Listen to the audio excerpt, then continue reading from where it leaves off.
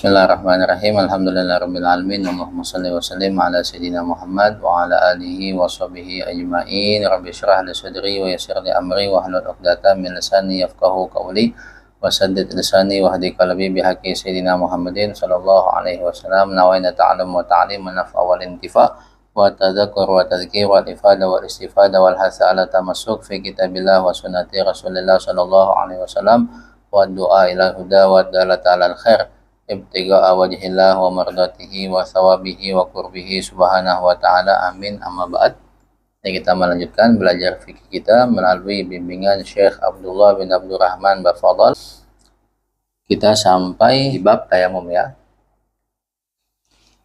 Kemarin kita udah belajar sebab-sebab tayamum. Jadi nggak boleh kita tayamum melainkan harus ada sebabnya. Sebabnya tayamum itu cuma satu, yaitu ketiadaan air. Cuman ketiadaan air terbagi menjadi dua.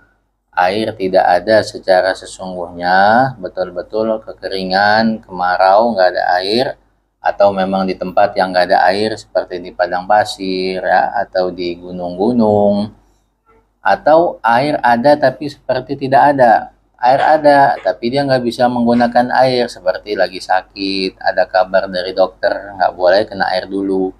Atau air ada tapi dijaga sama harimau, atau ada peperangan gangster misalnya di tempat air itu. Kalau kita keluar nyawa kita terancam, jangan keluar, kita tayamum. Atau air dijual dengan harga yang lebih daripada biasanya, misalnya ya biasa 5.000 dijual 10.000 atau 20.000, maka jangan kita beli. Kita bertayamum itu air ada tapi seperti tidak ada, atau air ada tapi butuh untuk makhluk yang terhormat. Misalnya dia bawa ontanya ini, kalau airnya dipakai wudhu, ontanya nggak bisa minum, mati. Kita tayamum ya, kasih onta tadi untuk minum air yang kita bawa. Itu air ada tapi seperti tidak ada. Jadi nggak boleh seenaknya kita bertayamum begitu aja tanpa ada sebabnya. Itu udah kita bahas di pertemuan yang lalu. Begitu juga dengan masalah perbanan. Nah sekarang kita masuk kepada fardu tayamum, kewajiban di dalam tayamum. Qala al-musannif rahimahullahu ta'ala wa nafa'ana bihi wa bi ulumihi wa bi ulumi masyayikhihi fid dharain amin ila anqal. Faslun fi furudi tayamum.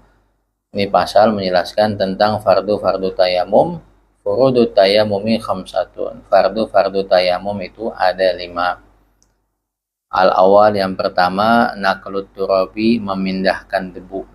Jadi dia harus pindahkan debunya itu ke wajahnya. Nggak boleh dia nggak mindahin debu. Misalnya dia habis ada angin angin topan misalnya, banyak debu ya, angin puyuh, angin topan, angin puting beliung, waduh banyak debu nih, aneh niatin tayamum dah. Nggak bisa. Atau ada helikopter, ada helikopter banyak debu berterbangan, dia niatin tayamum, nggak bisa. Harus dia pindahin debunya dengan tangannya ke wajah dan kedua tangannya.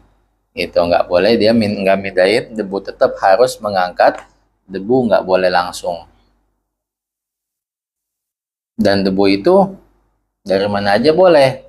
Dari kaca boleh, misalnya kaca kalau kita garisin dia berbentuk, berarti itu ada debunya, boleh kita pakai tayamum. Atau dari karpet banyak debunya, boleh kita pakai untuk tayamum. Itu. Kemudian yang kedua, asani aniyatu, niat. Wahwa an yanwi istibahata sholat, yaitu niat untuk diperbolehkan sholat. Jadi niatnya bukan mengangkat hadas, karena hadas kita nggak keangkat sebenarnya dengan tayamum. Itu cuman biar diperbolehkan melaksanakan sholat. Fa in kanati sholatu fardon, kalau sholatnya sholat fardu, nawas tibahata fardi sholat, dia niat diperbolehkan melakukan sholat fardu. Jadi niatnya aku niat diperbolehkan sholat. Gitu. Nggak seperti wudhu, aku niat mengangkat hadas kecil. Nah ini pengganti daripada wudhu. Kalau niatnya untuk sholat fardu, maka boleh digunakan untuk sholat sunnah dan sholat wajib dan juga untuk menyentuh Al-Quran. Tapi kalau niatnya aku niat diperbolehkan untuk sholat sunnah, maka hanya untuk digunakan sholat sunnah saja. Nggak boleh dia megang Al-Quran, nggak boleh dia sholat fardu dengan tayamum tadi. Dan apabila niatnya hanya untuk diperbolehkan megang Al-Quran, maka nggak boleh dipakai sholat sunnah, nggak boleh dipakai sholat fardu. Jadi bagusnya niatnya itu diperbolehkan untuk melakukan sholat fardu sehingga boleh dia melakukan semuanya. Dan tayamum itu hanya untuk satu kali sholat fardu. Jadi kalau dia tadi maghrib misalnya tayamum, datang waktu isya, meskipun dia belum kedatangan hal-hal yang membatalkan tayamum sama seperti yang membatalkan wudhu, itu juga membatalkan tayamum. Ketika datang waktu isya, nggak datang tuh hal-hal yang membatalkan tayamum. Tayamumnya belum batal, tetap dia wajib tayamum lagi kalau pengen sholat isya, karena tayamum itu hanya bisa untuk satu kali sholat fardu. Kalau sholat sunnah, sebanyak-banyaknya boleh. Itu. Kemudian, wa yajibu qarnuha biwad'il yadaini ala turabi wastidamatuha ila mashi syai'in minal wajhi. Dan wajib membarengi niat dengan meletakkan kedua tangan di atas debu dan mendawamkan niat, melanggengkan niat sampai mengusap sesuatu daripada wajah. Jadi misalnya debunya dia kumpulin, dituang di atas selembar kertas misalnya, udah dia tepuk aja. Niat diperbolehkan sholat sampai dia mengusap wajahnya. Jadi ketika dia mengusap wajah, dia ingat dia ini lagi niat untuk tayamum. Wajib membarengi niat dengan meletakkan kedua tangan dan melanggengkan niat secara hukum sampai dia mengusap sesuatu daripada wajahnya. Aku niat diperbolehkan sholat. Kalau misalnya ketika dia niat, aku niat diperbolehkan sholat, HP-nya jatuh, dia ngelihat ke bawah. Nah, berarti niatnya dia hilang. Niatnya dia hilang, fokusnya dia ke handphone yang jatuh. Nah, itu dia harus ulang lagi. Karena di sini dikatakan wajib melanggengkan niat sampai mengusap sesuatu daripada wajah. Ini wajahnya belum keusap, HP-nya jatuh, berarti niatnya itu hilang, fokusnya jatuh. Allah nggak menjadikan seseorang itu punya dua hati. Kita hanya bisa fokus pada satu hal. Itu. Bagaimana? Ulang lagi. Asal itu mashul wajih, yang ketiga mengusap wajah. Setelah dia niat, dia usap wajahnya. Dan nggak sunnah 3 kali. Hanya satu kali saja. Arabi yang keempat, mashul yadaini ma'al mirfaqain, mengusap kedua tangan sampai kedua sikut. Ambil lagi, tepuk lagi, gak usah niat lagi, cukup niatnya di wajah ya.